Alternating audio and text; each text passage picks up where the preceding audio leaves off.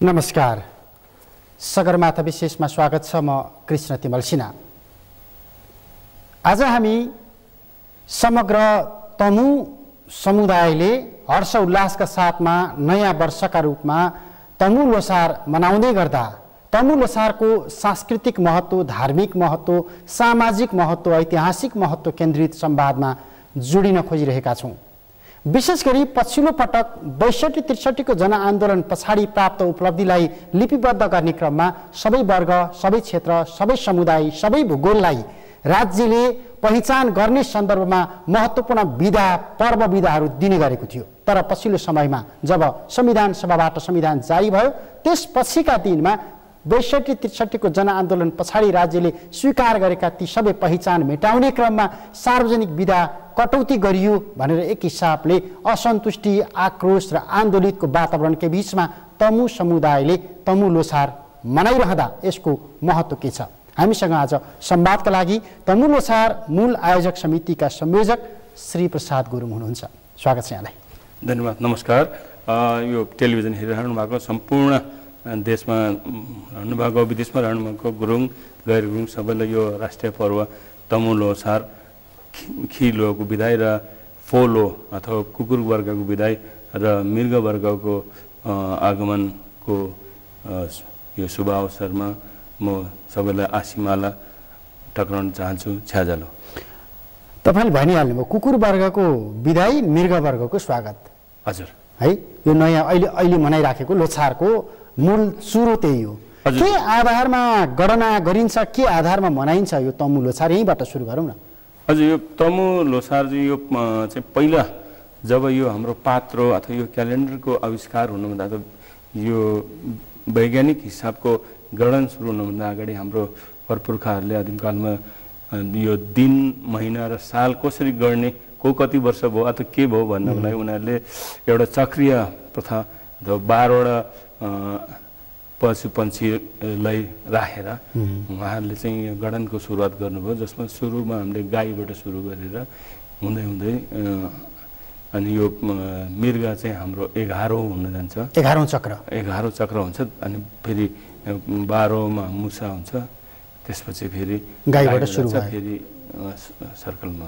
भनेपछि एक सर्कल पुरा गर्यो भने यो 12 वर्ष भयो भनेर गणना गर्ने एउटा आधार बनाएका थिए पिता पुर्खाले। हजुर। भनेपछि यसको कुनै हुन्छ नि, जस्तो अरू पात्रोहरू जस्तो 2075 साल, 1919 त्यो ढङ्गबाट जुन वर्ष गणना गरिन्छ, यो तमु लोछार समुदाय मनाउँदै गर्दाखेरि यो समुदायको कुनै त्यस्तो तिथि मिति छ गणना गर्ने केही आधारहरू छन्? त्योभन्दा बाहेक छैन। पात्रो विकास भएको छैन। पात्रो विकास भएको छैन भन्दाखेरि अब हाम्रो खेगीहरू, गुरुहरूले चाहिँ उहाँहरूले गणन गर्नुहुन्छ, तर यसको चाहिँ यतियो वर्ष भन्ने चाहिँ पक्का प्रमाणित यकिन भएको छैन। गर्दाखेरि त्यो यकिन प्रमाणित नभइसकेको चिजलाई हामीले अब केही आधारमा बढाउन सक्ने कुरा भएन। त्यसले गर्दाखेरि हामीले सिधा हिसाबले 12 वर्षपछि फेरि त्यही अर्कै लो अथवा वर्ग आउँछ अनि पालैपालै त्यसै आफ्नो रोटेसन चक्र घुमिराखेको छ। अब जस्तो यो आजका दिनसम्म आउँदै गर्दा काठमाडौँ, विशेष गरी काठमाडौँ केन्द्रित विशेष समारोहको तयारीमा हुनुहुन्छ। भोलि टुँडीखेलमा प्रधानमन्त्री स्वयंलाई बोलाएर तपाईँले यो कार्यक्रम गरिराख्नु भएको छ। के फरक पाइराख्नु भएको छ? विगतमा दिनमा तपाईँहरूले तमु लोछार को रमझममा जुट्दै गर्दा र आजका दिनमा तमु लोछारको रमझममा जुट्दै गर्दाखेरि तात्विक रूपमा अन्तर के छ? गण्डकी प्रदेशबाट प्रतिनिधित्व गर्नुहुन्छ तपाईँ पुस्तागत हिसाबमा। गण्डकी प्रदेश सरकारले सार्वजनिक विधा दिएको छ भोलिको दिनमा। हामी सङ्घीय सरकारको कुरा गर्दा पात्रोका विधाहरू कटौती गर्ने क्रममा लोछारसँग जोडिएका लगायतका थुप्रै पात्रोको विधाहरू कटौती भएको अवस्था छ। यो पृष्ठभूमिमा हेर्दाखेरि विगत र वर्तमानको अनुभूतिमा के खास फरक केही छ? अब जुन विधा दिनु र नदिनुले खासै अर्थ राख्छ कि राख्दैन भन्ने कोणबाट है? पक्का राख्छ नि, के राख्नु, किनभने अब आफूले एकचोटि पाएको विधा कति सङ्घर्षपछि अब सबैले, हामी सबैले यो कुनै एउटा जाति, एउटा कुनै धर्मले दुःख गरेर, मेहनत गरेर, लडाइँ गरेर पाएको लोकतन्त्र होइन यो सबै, हामी सबैले मिलेर पाएको लोकतन्त्र। अनि त्यसैको सन्दर्भमा हाम्रो सरकार, अन्तरिम सरकारको बेलामा जब 62-63 पछाडिको सरकारले चाहिँ यो सबैले चाहिँ उहाँहरूको आन्दोलनको जग्ने थियो, सबैले पहिचानको कुराको पहिचान दिने, सबैलाई सम्मान गर्ने, सम्मान दृष्टिले हेर्ने, सबैलाई चाहिँ पहिचान दिने क्रममा उहाँले जुन विधा दिनुभयो, अब त्यो चाहिँ काटिएको भन्दा नि खोसिएको भन्न चाहन्छु म। किनभने यो एउटा समुदाय अथवा एउटा संस्था अथवा एउटा कुनै कम्पनी होस्, तपाईँले कसैलाई एकचोटि दिइसकेको सुविधा काट्नु अथवा फिर्ता लिएपछि त्यो काटिएको वर्ग अथवा व्यक्तिको कस्तो हुन्छ, मनमा कस्तो हुन्छ फिलिङ भन्ने कुरा त मैले सायदै धेरै भनिराख्नु जरुरी छैन। यसले चाहिँ कि त दुईटा विकल्प हुन्छ, कि तपाईँहरू खल्लो अनुभूति गर्दै यसलाई परम्परालाई निरन्तरता दिनुको विकल्प आन्दोलित हुनु पर्यो, कि दुईटा मात्रै विकल्प हुन्छ।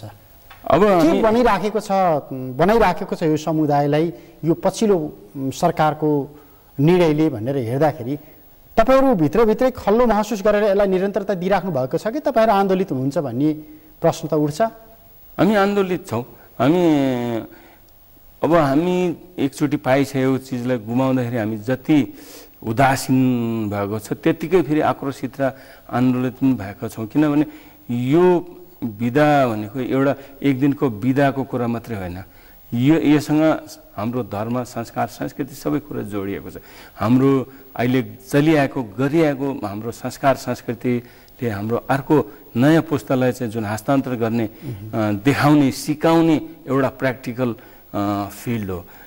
त्यसलाई कटौती गर्दाखेरि चाहिँ पछि हाम्रो पुस्ताहरूले यसलाई कसरी चाहिँ सम्झिन सकिन्छ। यो अब हाम्रो त अरू कुनै माध्यम पनि छैन, पाठ्यक्रम पनि छैन। हाम्रो पाठ्यक्रममा पनि कुनै पाठ्यक्रममा हाम्रो धर्म सम्बन्धी, हाम्रो जातीय सम्बन्धी केही लेखिएको पनि छैन, कसैले पढ्नु पनि परेको छैन, सिक्नु पनि परेको छैन।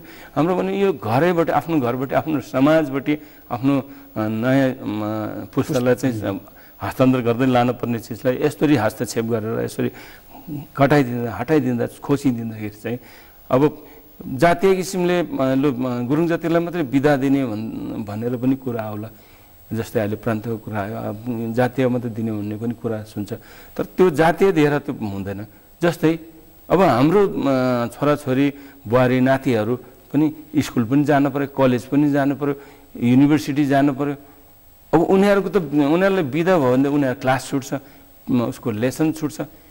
उता लेसन छुट्नलाई नछुटाउने भने उता जाँदाखेरि यता आफ्नो परम्परागत छुट्छ। गर्दाखेरि यस्तो गर्दाखेरि चाहिँ सरकारले गर्न खोजेको के जस्तो देखिन्छ भने अब यसरी हामीले त्यसरी छुटाउँदै लगाएपछि यो लोसार मान्ने हेबिटै हराइदिने अथवा भनौँ न यो चलनै बिस्तारै साँगो रहेर टुटाउने खालके जस्तो तर यति बृहत्तर भइराखेको छ। जस्तो तमु समुदायको मात्रै कुरा नगरौँ, हिमाली र पहाडी भेगमा बस्ने अधिकांश भूगोलमा समुदायगत हिसाबमा यसलाई छुट्याएर हेरिँदैन। तमु लोसार अब अहिले तमु समुदायले मात्रै मनाउँदैन कि, पहाडमा गएर हेर्नुहोस्, हिमालमा गएर हेर्नुहोस्, अथवा काठमाडौँ उपत्यकाभित्रको कुरा गरिराखेका छौँ, तराई मधेसमा पनि पुगिसकेका छ भन्दाखेरि राज्यले चाहँदैमा कुनै एउटा सम्प्रदाय विशेषको यो सांस्कृतिक रूपमा विस्तार भइराखेको यो परम्परालाई मेटाउन त कहाँ सक्छ र? त्यो प्रयास गरेको मात्रै, त्यो प्रहार गरिराखेको छ, प्रहार गरेर हामीलाई कमजोर बनाउने जस्तो देखिन्छ। तर सकिँदैन, किनभने जस्तै अब तपाईँले भन्नुभयो गाउँमा हेर्नुहोस्, पहाडमा हेर्नुहोस्, भोलि आएर टोनी खेलमा हेर्नुहोस्। हामी यहाँ काठमाडौँमा 25-30 हजार होला, तर टोनी खेलमा भोलि आएर हेर्नुभयो भने 1.5-2 लाख मान्छेको उपस्थिति हुन्छ। भन्नु मतलब यो चाहिँ एउटा गुरुङको मात्रै चाड होइन, यो चाहिँ काठमाडौँवासी सबैको चाड हो, हामी नेपाली सबैको चाड हो। जसरी हामी अरू जाति, अरू धर्मको चाडमा हामी हातेमालो गरेर हाम्रो परम्परा होस् या नहोस् हामी टिका पनि लाएर हिँड्छौँ। कहिले हामी तीजमा हाम्रो चेलीहरू पनि नाच्छन् भने अब हाम्रो लोसारमा पनि सबै आएर नाच्छन्, गाउँछन्, अनि हाम्रो परिकारहरू खाएर रमाउँछन् भने यसलाई पनि एउटा राष्ट्रिय पर्व हो यो। अनि यसलाई यसरी गर्दैमा यो हाट्ला अथवा कुनै किसिमको हाम्रो उस मोरलमा इफेक्ट पर्ला भन्ने कुरा चाहिँ सरकारले यदि त्यो सोच्नु भएको छ भने त्यो गलत भयो, त्यो चाहिँ गलत हो। अनि अब जुन किसिमको आन्दोलनको कुरा हो भने हामीले जुन दिनमा यो हुँदैन, छुट्टी पाउँदैन भन्ने सुरुवात भएको थियो, त्यही दिन हाम्रो आन्दोलन सुरु गरेको छ। हामी एउटा शान्तिपूर्वक आन्दोलन, हामी पिस लभिङ पिपल, हामी देशमा शान्ति चाहन्छौँ, हामी सबै शान्ति चाहन्छौँ। हामीले त्यसमा पनि तपाईँहरू त बुद्धका पथ प्रदर्शक। त्यही त। अनि अब हाम्रो देशै बुद्धको जन्मभूमि देशमा हामी विगतमा जे भयो भयो, अब अरूले जे गर्यो त्यही हामीले फलो गर्नुपर्ने छैन। हामीले अरू जस्तो टायरै बाल्नु पर्ने छैन। हामीले यो नगर्ने त्यो नगर्ने जाम नगर्ने भनेर हामीले चाहिँ शान्तिपूर्वक हामीले ज्ञापन पत्र दिने अथवा केही ठाउँमा एउटा कोण सभा गरेर धरना गर्ने इत्यादि कामले चाहिँ हाम्रो सरकारलाई चाहिँ दबाब दिइरहेको छौँ भने त सरकारले अलिकति सुनवाई नगर्दाखेरि अब एउटा अभिभावकले एउटा आफ्नो सरकार भनेको त हाम्रो देशको सबै जनताको अभिभावक हो। अनि अभिभावकले सबैलाई एउटा समान हिसाबले अझै जुन पिछाडिएका जाति कमजोर जातिलाई झन् बढी माया गर्नुपर्नेमा झन् थिचोमिचो गरेर उसले पाइसकेको चिजलाई पनि बहुत यो तिमीलाई ठिक छैन, तिमीलाई जरुरी छैन, तिमी त थोरै छौ, तिमी त सानो छौ भनेर खोज्दाखेरि चाहिँ मान्छेको अथवा भनौँ न त्यो संस्थाको अथवा त्यो समुदायको चाहिँ के हुन्छ भन्ने कुरा चाहिँ अब आफूले एउटा सबैले महसुस गर्नुपर्ने चिज। अब जस्तो यो अलिकति तमु लोछारको सांस्कृतिक महत्त्व, धार्मिक महत्त्व अथवा विधितिर पछि जाउँला, अल्पसङ्ख्यक समुदायमाथि राज्यबाटै भइराखेको प्रहारको सन्दर्भमा जोड्दै गर्दाखेरि यो विशेष गरी हिमाली र पहाडी भेगमा पछिल्लो समयमा धर्मान्तरको कुरा अलिक बढी जोडिएर आएको छ। यही समुदाय, यही भूगोल, यही वर्ग, यही क्षेत्र बढी लक्षित छ, प्रताडित छ। धर्म परिवर्तनका श्रृङ्खलाहरू त्यही क्षेत्रमा, त्यही भूगोलमा, त्यही समुदायमा बढी विस्तार भइराखेको छ भन्दै गर्दाखेरि राज्यले बिदा कटौती गरिराखेको छ। उता धर्मान्तरको कुराले धर्म परिवर्तन गर्ने, संस्कृति परिवर्तन गर्ने त्यो लहर चलिराखेको छ भन्दा कालान्तरमा कता पुग्छौँ हामी? यो बडो चिन्ताको विषय छ। हामी सबैलाई, हामी जस्तै हामी गुरुङ समुदाय मात्रै नभएर हामी सबैलाई समग्र अल्पसङ्ख्यक मात्रै नभएर अरू हाम्रो जुन बहुसङ्ख्या भएको साथीहरूमा प्रहार भइरहेको छ। भौगोलिक हिसाबमा अलिकति पछाडि परेको, आर्थिक रूपमा पछाडि परेको समुदाय केन्द्रित छ यसमा, लक्षित छ यसमा, त्यो देखिराखेको छ। त्यो प्याटर्नले त्यो देखाउँछ। अनि त्यो अभियस पनि हो, किनभने जुनै व्यक्तिले पनि कुनै शिकार गर्न के गर्नलाई विक पोइन्टलाई अथवा कमजोर पक्षलाई, कमजोर मान्छेले टार्गेट गर्ने त हो। अनि कसरी उसलाई घाँस खुवाउने अथवा के दिएर फकाएर कुनाउलाएर आफ्नो पक्षमा लाने त हो। अनि त्यो कुनै एउटा नर्मल चिज होइन। तर यसमा चाहिँ सरकारले पनि प्रोत्साहन गरेको देखिन्छ केही गतिविधिहरू देख्दाखेरि, जुन चाहिँ अब यस विषयमा धेरै भइसकेको छ, मैले केही भनिराख्नु जरुरी छैन। तर अब जस्तै अब हाम्रै समुदाय पनि त्यसको पीडा छ। अनि झन् अब त्यो त्यतापट्टि पनि आक्रमण भइरहेछ भने सरकारले पनि धरि गर्दा हामी चारैतिरबाट चाहिँ आक्रमण हुँदाखेरि चाहिँ हामी के गर्ने त? अब हामी भन्दाखेरि हामी अन्तिम विकल्पतिर जाने हो कि हामी सडकमै उत्रिनु पर्ने हो कि पहिलाकै प्याटर्नमा फेरि गएर मात्रै सुनवाई हुने हो भने त्यहीँ पनि जानुपर्ने हो कि नत्र भने हामी त्यसमा जाने विचारमा छैनौँ सकेसम्म। अनि हामीलाई जहाँसम्म आशा छ सरकारले हाम्रो विषयमा राम्रोसँग सुनवाई गर्छ होला, ढिलो चाँडो होला, तर हामीले आफ्नो आन्दोलन चाहिँ छोड्नेवाला चाहिँ छैनौँ। अब चाहिँ तमु लोछारतिर जाउँ।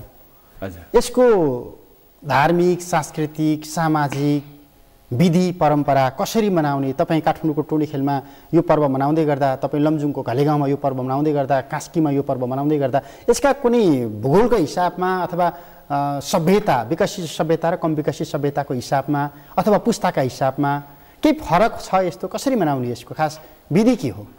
यसको पक्का विधिको हिसाबमा चाहिँ हाम्रो खेगी गुरुहरू पचु, क्ल्याब्री, बनपलम अनि बुद्धिस्ट लामा उहाँहरूले चाहिँ 14 गतेको राति चाहिँ पूजा गरेर ग्रह शान्ति गर्ने अथवा गएको लोहमा यो अहिलेको गएको वर्गको चाहिँ विदाईको लागि चाहिँ पूजा गर्ने र आउने वर्गको लागि ग्रह शान्ति पूजा गर्ने गर्छन्।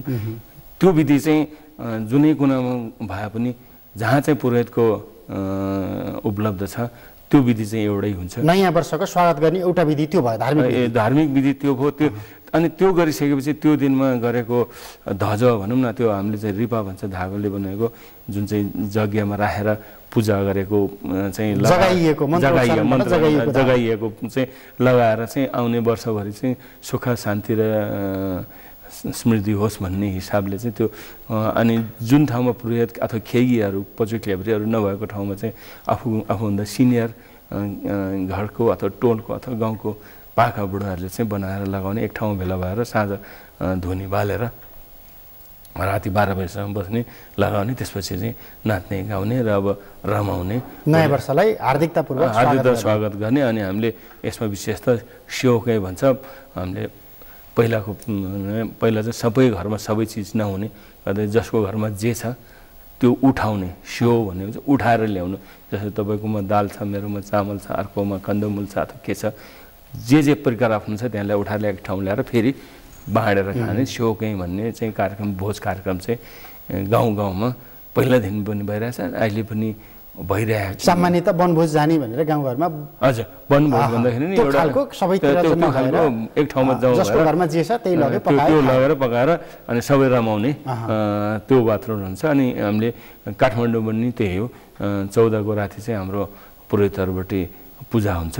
अब अहिलेदेखि उनीहरूले तयारी गरिराख्नु भएको छ भरे 7-8 बजीदेखि पूजा सुरु हुन्छ 3-4 घन्टाको पूजा हुन्छ राति 12 बजी सिद्धिने हिसाबले एउटा पूजा हुन्छ त्यसपछि फेरि अर्को एउटा पूजा हुन्छ नयाँ वर्षको सुरुवातसँगै अनि त्यहाँ त्यसपछि अनि यो पूजा पहिलो पूजा सिद्धिएपछि के अरे यो रिपा अथवा धजो लाउने कार्यक्रमहरू हुन्छ र फेरि नयाँ पूजाहरू भएर भोलि आउने जति पनि गुरुङहरूले पनि उहाँहरूलाई एउटा छुट्टै आफ्नो स्टल छ त्यहाँ गएर सबैले त्यो रिपा लाएर चाहिँ गर्ने गर्छ। अनि त्यो यो चाहिँ जहाँ भए पनि यो एउटा विधि चाहिँ सधैँ अरू त्यो मनाउने तरिका मनोरञ्जन गर्ने विधि चाहिँ फरक हुनसक्छ। अर्को चाहिँ जस्तो यो पूजा गर्दै गर्दाखेरि तपाईँको खेगीले पूजा गर्दै गर्दाखेरि तपाईँको वर्ग विदा भयो मेरो वर्ग सुरु भयो है मानौँ न आजबाट त्यसमा के फरक हुन्छ केही त्यस्तो हिसाब किताब गरिन्छ त्यो पूजा विधि ध्वजा लगाउने मन्त्र जगाउने अथवा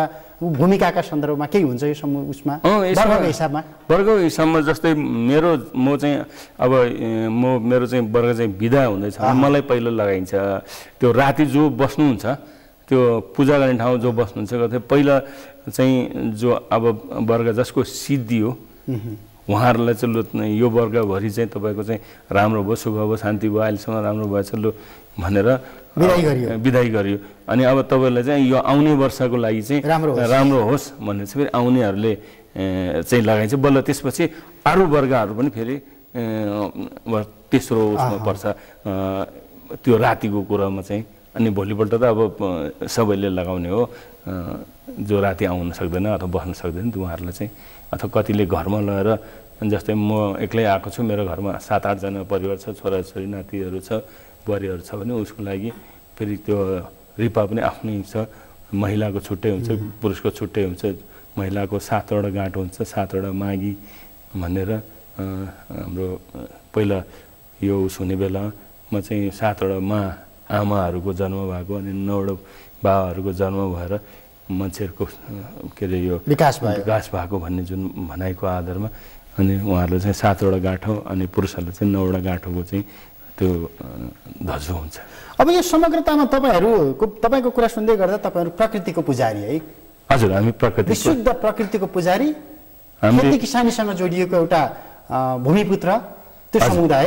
हजुर तर यस्तै गरेर हामीले वर्षमा 4वटा लोसार मनाउँछौँ यसमा समानता एकरूपता समभाव भन्ने के हुन्छ कि हुँदैन? यो 4वटा भन्ने हामी उत्पत्तिका हिसाबमा विधिका हिसाबमा यो यस विषयमा म अलिक कन्फ्युज छु किनभने यो हामी 4वटा भन्दै 3टा विशेष छैन सोनाम ग्याल्मो र तोला लोसार भन्छ हामीले गुरुङ लोसारको चाहिँ पक्का भन्दा तोला किराँत समुदायबाट उहाँहरूको चाहिँ आफ्नै धोली बोली उहाँको आफ्नै हजुर उहाँ त्यो छ तर उहाँहरूको पनि प्राकृतिकै पूजा गर्ने केही विधिमा फरक होला नत्र भने हाम्रो पूजा गर्ने विधिहरूमा कति धेरै कुराहरू पनि मिल्छन् समानता छ हामीले।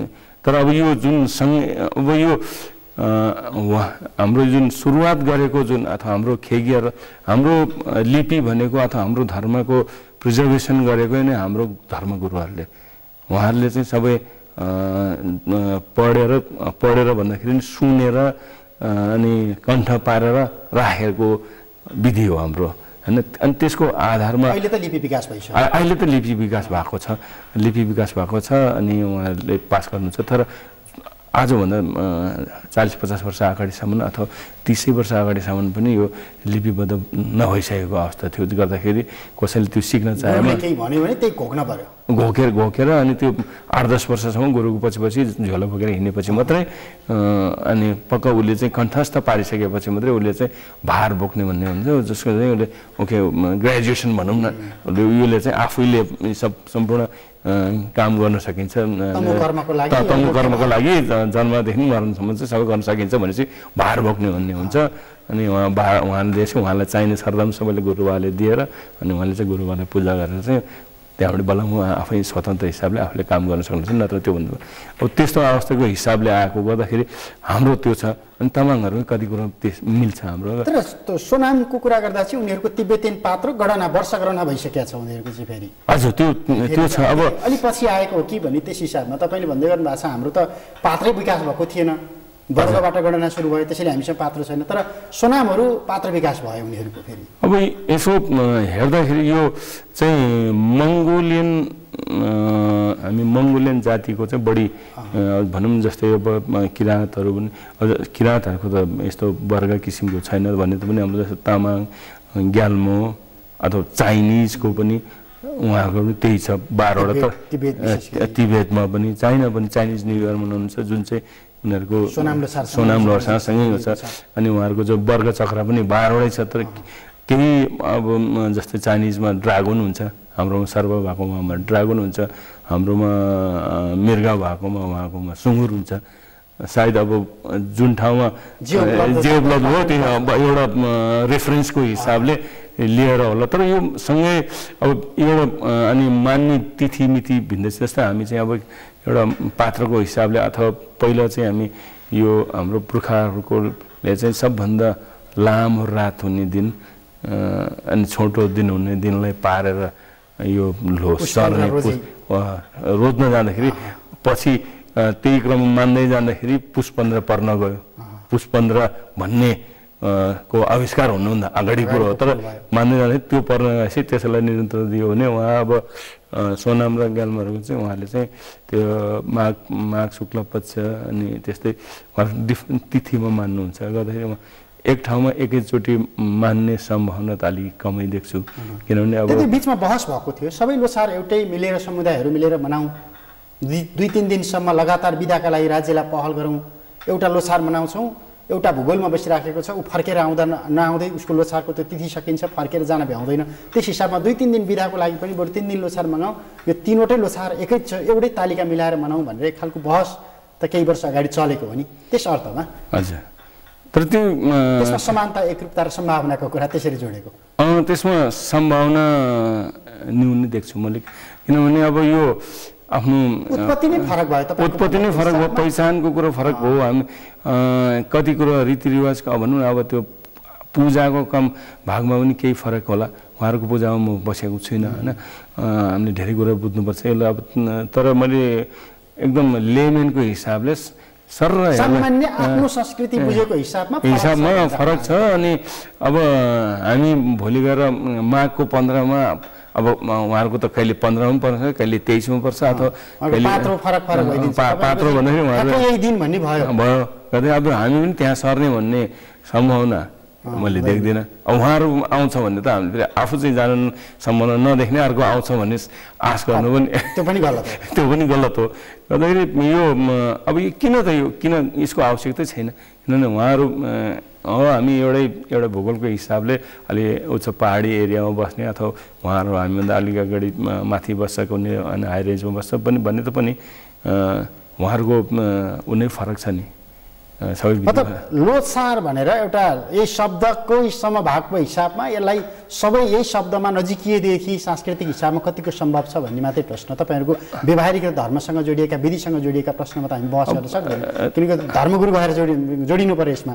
अर्को चाहिँ जस्तो अब तपाईँहरू तमु समुदायकै कुरा गर्दाखेरि यो कतिको बृहत छ, कतिको विस्तृत छ, कहाँ कहाँ मनाइन्छ, कसरी मनाइन्छ, पुस्ताका हिसाबमा देशमा विदेशमा नेपालभन्दा बाहिरको अरू भूगोलमा यो अहिले यो लोसार चाहिँ जस्तै म अरूको कुरा छ म एकदम म गाउँमा हुर्केपछि म सानो हुँदाखेरि नै हामीले लोसार भन्दा नि हामीले पुस 15 मनाउने न्यु इयर भनौँ न पुस 15 मा लोसार छ अनि पुस मनाउने भनेर त्यो गाउँमै थियो। तर अब जब यो विभिन्न पढाइको सिलसिलामा कामको सिलसिलामा हामी कोही पोखरा आए, कोही काठमाडौँ आए, अनि कोही बाहिर गएको छौँ, थाकथलो छोडेर अन्त गइसकेपछि अब यहाँ हामी एकीकृत हिसाबले काठमाडौँमा अहिले मनाउन थालेको धेरै वर्ष भइसक्यो।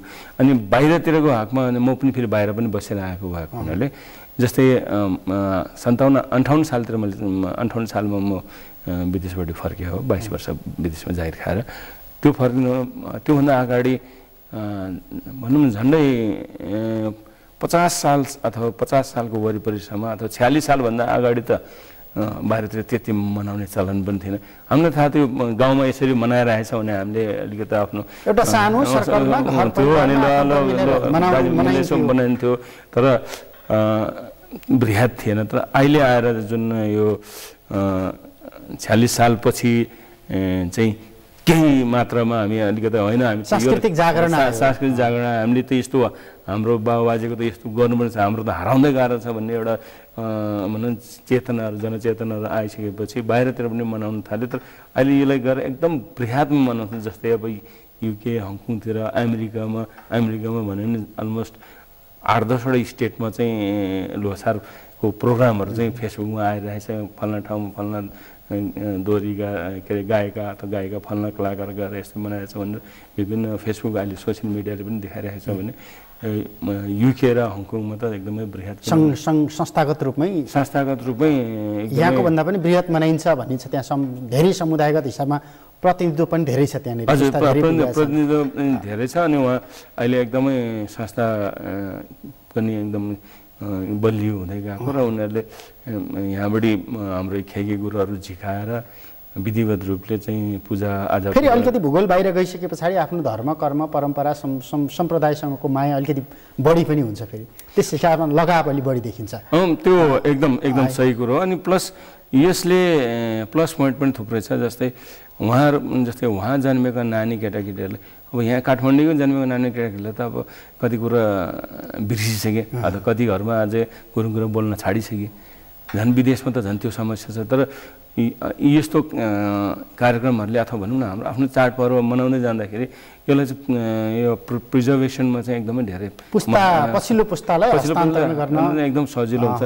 अनि यो मनाउन छोड्ने बित्तिकै त हाम्रो अरू चिज त्यो त अघि नै कुरा आइसक्यो। हाम्रो पाठ्यक्रम छैन, हाम्रो अरू केही मिडिया छैन जसबाट चाहिँ यो हो त्यो हो भनेर अनि क्वेसन आउने अथवा प्रश्न उत्तर गर्ने र एक्जाम पास गर्नुपर्ने, एक्जाममा क्वेसन आउने भन्ने खालको कुरा भने यो त एउटा बाबाले छोराले नातिलाई हेन्डओभर गर्दै आफ्नो संस्कार परम्परा जोगाउन कुरा भयो। अब चाहिँ टोली खेलतिर लागौँ।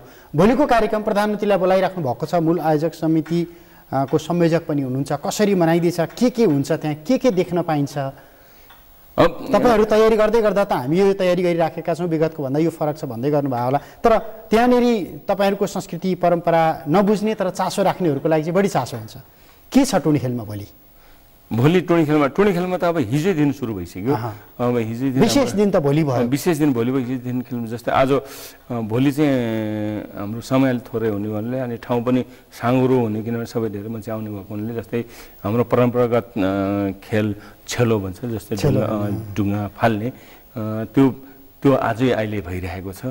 अनि भोलि त्यो छेलो जित्ने चाहिँ हाम्रो त्यो क्षेत्रको वर्षको बलवान मानिन्छ त्यसले, किनभने यो वर्षमा चाहिँ फल्नाले ठेलो जित्यो, यो वर्षको पहलवान सबभन्दा बलियो अनि उसलाई चाहिँ अब सम्मान गर्ने, प्रधानमन्त्रीबाट सम्मान गर्ने कार्यक्रम हुन्छ।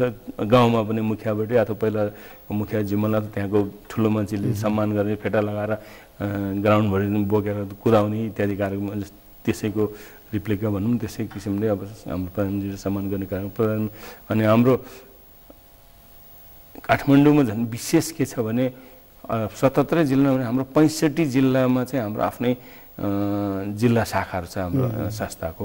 र यहाँ काठमाडौँमा झन्डै 50-55वटा जिल्लाको चाहिँ आफ्नै सङ्घ संस्थाहरू छ जिल्ला जस्तै जस्तै काठमाडौँ सम्पर्क कार्यालय काठमाडौँ सम्पर्क जस्तै हाम्रो स्याङ्जा लमजुङ गोर्खातिरको अनि कास्कीतिरको चाहिँ हाम्रो धेरै गुरुङ भएको हुना स्याङ्जा म स्याङ्जाबाट आएको स्याङ्जाको त 8वटा आफ्नै सङ्घ संस्था छ गुरुङको मात्रै अनि त्यस्तै किसिमले सबै त्यो सङ्घ संस्था गर्दाखेरि झन्डै 70-75वटा सङ्घ संस्थाले आफ्नो भेगिया किसिमको झाँकी झल्किने प्रभात फेरि बिहानदेखि नै हाम्रो 9 बजेदेखि तयारी गर्दाखेरि झन्डै 10 बजे चाहिँ हाम्रो बसन्तपुरबाट र्याली सुरु हुन्छ न्यू रोड हुँदै रत्नपार्क भएर टुनीखेललाई एक चक्कर लगाएर भित्र जाने कार्यक्रम हुन्छ जसमा चाहिँ हाम्रो गुरुङसँग सम्बन्धित नाचहरू जस्तै घाटो सोराठी ठाडो भागा त्यो सबै देख्न पाइन्छ नि सहरका लागि दुर्लभ हो त्यो एकदम सहरको लागि होइन अहिले गाउँको लागि पनि दुर्लभ भइसक्यो किनभने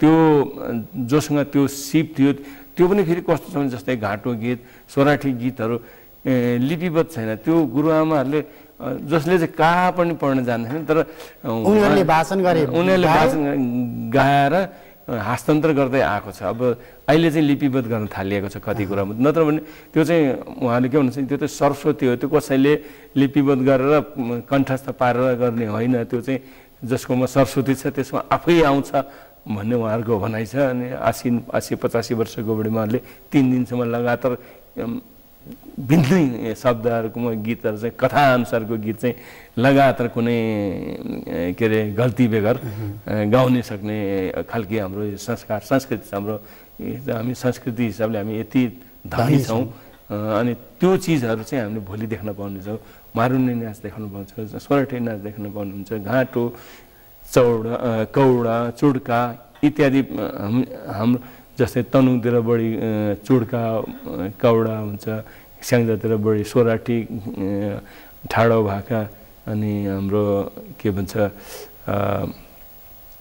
मारुनी नाचहरू हुन्छ त्यो सबै कुरा चाहिँ अनि तमु परम्परासँग जोडिएका लगभग सबै आयामहरू भोलि टुनीखेलमा देख्न पाइन्छ सबै त्यो कसैले घर बनाएर लिएर आउँछ अनि कसैले त्यो आलो जुवादेखि लिएर अनि त्यो राडी पाखी पक्का भेडा गोठमा बाँधेर लाउने राडी पाकीदेखि सबै कुराको चाहिँ लिएर सांस्कृतिक झलकहरू त्यहाँ देखिन्छ हुन्छ शुभेच्छा शुभकामना तमु लोछारको फेरि पनि धेरै धेरै धन्यवाद तपाईँलाई पनि दर्शकबिन सगरमाथा विशेषको आजको समय सकियो आज हामीले तमु लोछार मूल आयोजक समितिका संयोजक श्री प्रसाद गुरुङसँग संवाद गऱ्यौँ समग्रमा तमु समुदायको नयाँ वर्षका रूपमा पुष 15लाई मनाइँदै आएको छ पुष 15मा दिन र रात लामो र छोटो हुने एउटा गणना परम्परादेखि गनिँदै आएको दिनको रूपमा तमु समुदायले विशेष गरी प्रकृतिसँग जोडिएको परम्परासँग जोडिएको वर्ष गणना गर्दै आजका दिनसम्म यो पर्व मनाइरहँदा पछिल्लो पटक सरकारले यो पर्वलाई पहिचान दिएको थियो